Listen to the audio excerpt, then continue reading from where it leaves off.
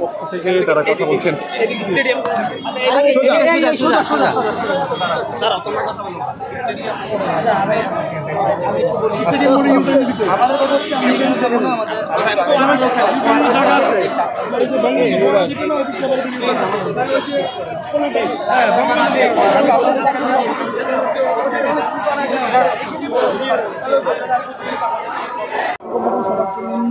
সবার জন্য এটা হচ্ছে আমাদের আস্থার জায়গা।